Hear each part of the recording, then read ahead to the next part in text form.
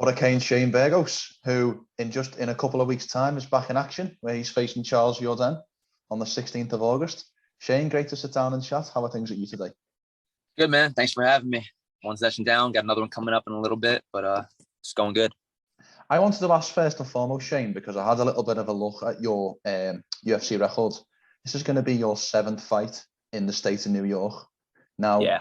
You think about some of the guys over in my neck of the woods, the UK. I think Darren Till, for example, has only fought twice in this country. So how lucky do you think you are to have been able to fight so many times at home? Oh, man, yeah. It's one of those things where it's like obviously when you're in the local scene fighting in shows in your backyard, you always dream, oh, I'm going to make it to UFC, I'm going to fight over the world, I'm going to fight here, I'm going to fight there. And now I made it to UFC, and most of my fights have been driving distance. I've only been on a plane 2 or 3 times for a UFC fight, but I'm not complaining. So the 2 or 3 times I was like, this is cool, I guess, but I was like, it's a lot easier just driving to my shows. And then for my family and my friends, like, don't get me wrong, when I fought in other states and other countries, I still pack the place out, but when it's New York, the place it's insane. So this one's going to be just like the last one was in Long Island. It's only about an hour and 20 minutes from my house, so this one's going to be wild. I'm excited for it. So this is the first time we've ever spoke, but just looking at some of your interviews, I think if I'm just going to take a little bit of a dive into the mind of Shane Burgos, I think he's looking at an early finish in this fight to try and get on the MSG card in November. Am I reading the room right? Dude, 100. Every fucking time I'm getting there, I don't get paid by the minute in there. So as soon as they say go, I'm trying to take this motherfucker out as soon as they say go. So I in and out is always the plan. Getting on the MSG card right after would be great, but I'm not overlooking Jourdain. He's a tough fight, and that's the task at hand right now. So all eyes are focused right on him. Let's talk about Jourdain. What does he do well? What do you look at as his particular strengths? He's got good kickboxing. I noticed he has like never gone for a takedown in his UFC career, which I respect that to an extent, right? That he's true to his game. He's got good takedown defense too. Good left kick, good left hand, good decent range for a shorter guy. He's not the tallest 145er, but he's good. He's good. And then he showed off his I think that was his first submission win in his last fight, and that's a legit win, beating Land of Nod. I respect that win. How much does your game plan? I did a little bit of tape study earlier. I was watching your previous 4 or 5 fights, and what I want to know is how much does your game plan or your tactics vary fight over fight? Because when you watch your career and fight over fight, it's the same Shane Burgos in many ways.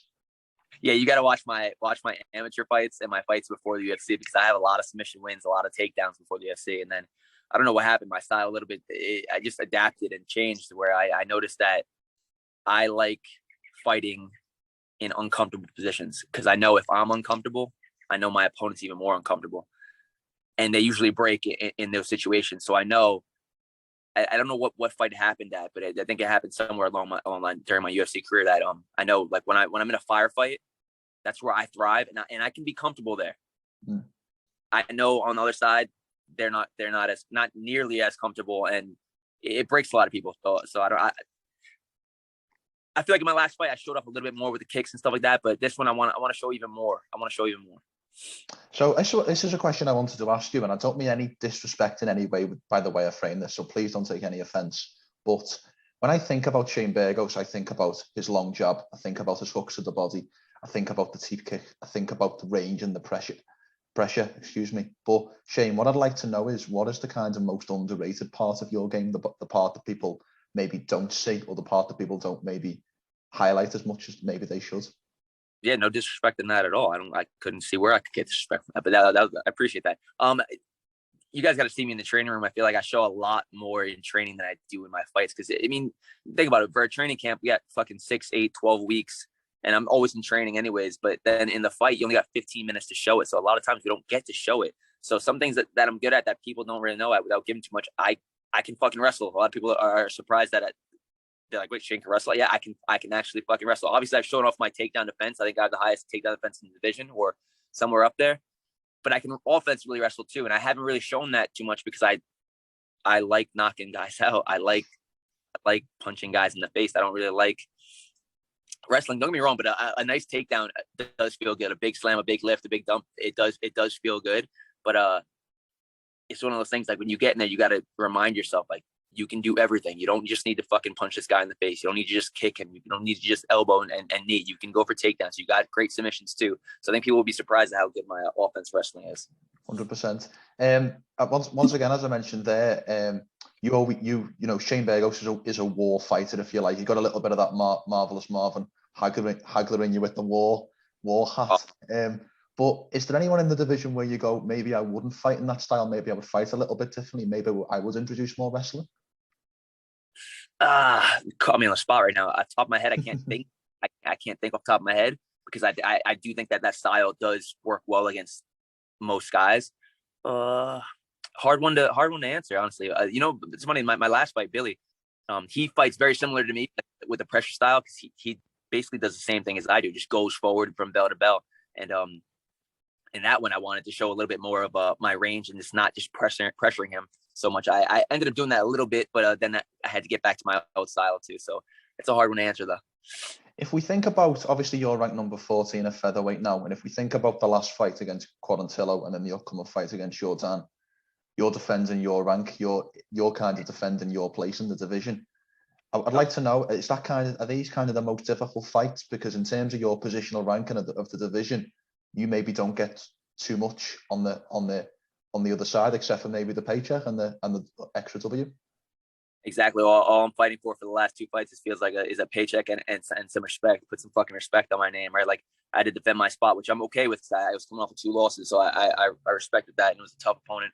But now I'm defending my spot again, and it's kind of like it's not a lose-lose, like I said, because I'm going to get, like, you knock somebody out, you have a great performance, doesn't really matter who it is, it's still going to put you up there, it's going to be eyeballs on you. But it's one of those things where there's more pressure on you when you're supposed to win, or when you're the ranked guy defending your spot, because everybody's like, oh shit, this guy's coming for you. You're the one that's just defending, you know what I mean? So there's definitely more pressure, but I thrive under pressure. I love when the chips are stacked against me. I love that feeling of being doubted, even though I think I've been the favorite in most of my fights. I like the feeling of having my back against the wall, and this is the last fight of my contract, so I'm fighting like this is the last fight of my career. I'm fighting like I have to put a statement, put an exclamation mark on this one. Can you put into words for me how getting the win over Quarantillo felt after having those back-to-back losses against Barboza and Emmett? Yeah. Every win, every single fight, every time you win a fight, it's like a huge weight is lifted off your shoulder. But that one was like extrapolated, like times 10. It just felt like I could fucking breathe. Like we're back. We fucking did it.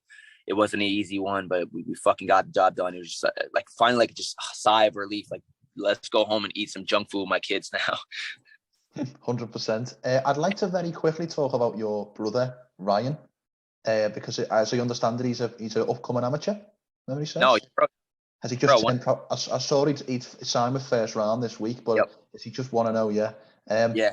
So Shane, do you know Jonathan Haggerty? Sounds familiar last name, but no. He's a Muay Thai fighter in one championship, but Jonathan Haggerty has a similar age range between yourself and Ryan with his younger brother Freddie. So okay. I spoke to John a couple of months ago and I asked him about the nerves for his upcoming brothers fights, and he said he gets more nervous for his brothers fights. Do you get more nervous for your fights or for Ryan's fights? Yeah, for sure. I don't even really get nervous that much for my I get nervous like the morning of my fights. I wake up and I'm like, oh shit, it's fight day. And then that usually goes away. And then you get it a couple minutes before the tunnel. And then it's only like 15, 20 minutes of nerves for me, actually. But for my brother's fights, yeah. He was one of those kids that, like, when he's coming up, he was always winning tournaments. He was always winning everything he was doing, wrestling matches and stuff like that. Then he fought through some adversity when he didn't hit his growth spurt like the rest of the guys did. And then he was able to come over that and, again, right back to winning and shit. So I was kind of used to him always winning. But now that he's going against pros, like his last fight, he fought a guy that was older than me. And I was like, oh, no, he got this one. The guy was 3-0 total. I think he was he was 2-0 amateur and the 1-0 pro. So Ryan was fighting a 3-0 guy. So I was like, all right, I got to respect that. He's got grown man strength. I was like, oh, Ryan will handle him. I see the way Ryan trains. I see Ryan in the gym with all these pros. Then fight day comes and I'm like, shit, I'm actually fucking nervous, man. I was like, fuck, I didn't think I'd be nervous. So now I'm not. Now I'm stressing out a little bit. And then from the first belt to the last belt for his last fight, he was all over the dude. Like, he really, I gave him the nickname Relentless when he was like 5 years old because of the way he fought when he was 5 years old, and he still lived up to that. He was just all over the guy, which was actually making me nervous because I was like, this motherfucker's tough. Like, he's taking this ass whooping. Like, don't punch yourself out and gas your arms out. But he didn't let off the gas, and the guy just broke. He eventually got his back and choked him out. yeah, nerve-wracking. Fantastic. Does he fight in the Burgos style? Does he fight similar to yourself? No, he's way more of a wrestler. Way Okay. more of a wrestler. Phenomenal MMA wrestling. Well, I'll definitely have to keep my eye on him and definitely tune in for his upcoming fights and follow the Junior Burgos journey, excuse me. But I'd like to also very quickly touch upon, while we've got a couple of minutes, on the move you made out to go and train with Josh Emmett for his last fight against Calvin Kattar.